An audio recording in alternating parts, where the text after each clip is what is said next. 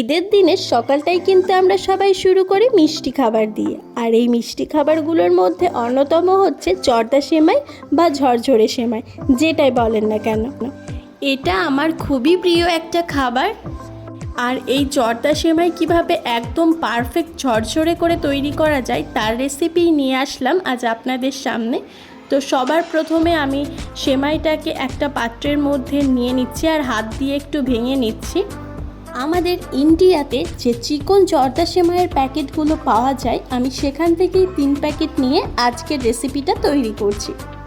আপনারা চাইলে আপনাদের হাতের কাছে যে কোনো ব্র্যান্ডের কিন্তু এই চিকন সেমাইগুলো ইউজ করতে পারেন। আর হাতের সাহায্যে এইভাবে একটু আলতো হাতে ভেঙে নিচ্ছি, এতে করে আমার কাজের সুবিধা হবে।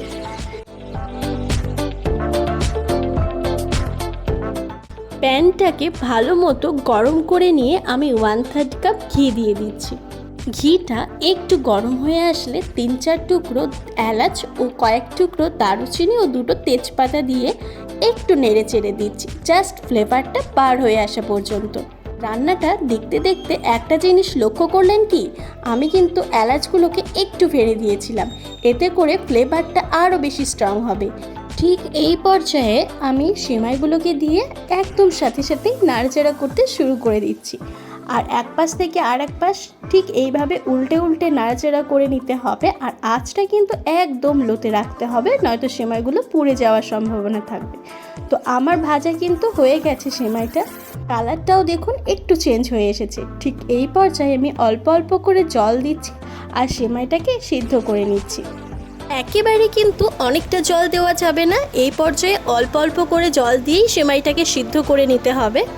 আমি কিন্তু এখানে সেমাইটাকে একেবারে সিদ্ধ করে ফেলিনি, ওই 90%-এর মতো সিদ্ধ করেছি।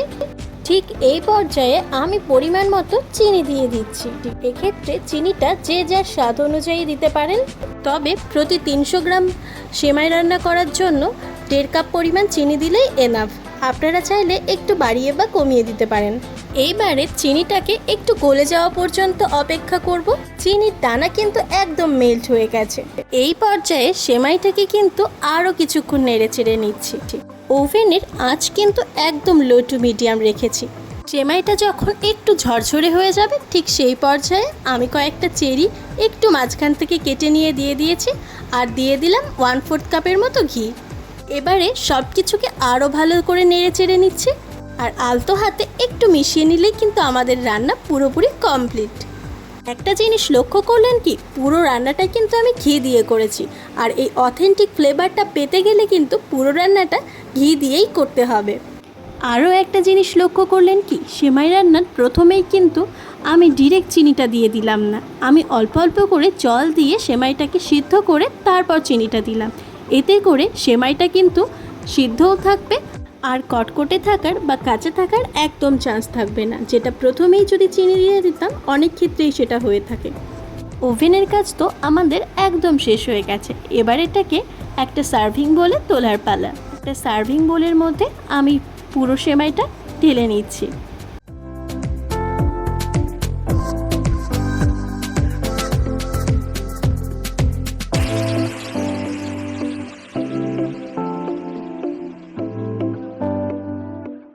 এইবারে খাবার টেবিলে সেমাইটাকে আরও বেশি আকর্ষণীয় করবার জন্য আমি কয়েকটা চেরি দিয়ে দিচ্ছি। ওপর দিয়ে চেরি দিয়ে একটু সাজিয়ে দিলাম। আপনারা চাইলে আপনাদের পছন্দ মতো বাদাম, কিশমিশ যে কোনো কিছু অ্যাড করতে পারেন, তবে আমার মনে হয়েছে এই রেসিপিতে সবথেকে ভালো চেরিটাই যায়। রুম টেম্পারেচারে সেমাইটা চলে আসলে কাঁটা চামচ দিয়ে একটু এইভাবে ছাড়িয়ে দেবেন, দেখবেন সেমাইটা কিন্তু একদম ঝরঝরে হয়ে গেছে। আজকের মতো রেসিপি এই পর্যন্তই। আবার কোনো রেসিপি নিয়ে চলে আসবো আপনাদের সাথে।